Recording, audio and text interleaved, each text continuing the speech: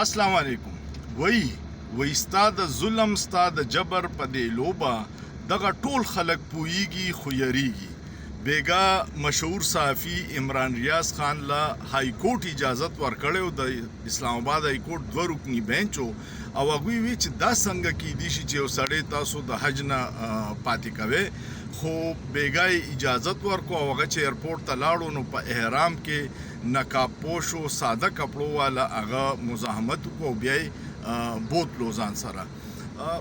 غالباً چې داسې به چرته په یو اسلامي ملک کې نه شوي چې یو کس بیګناه د حج نه پاتې کې د خپل زد او انا دپاره. نو الله دې ټول پاکستانیانو په پاکستان رحم وکړي چې موږ د دې فرسوده نظام نه خلاص شو او دلته کې چې بابای قوم کم خوب لیدلی و چې مسلمانان به په پاکستان کې ازادۍ سره ژوند تیری، دغه خوب مو پوره شي. ستاسو څه خیال دی؟ سوچ پیو کې په سوچ کې څه ګناه نشته.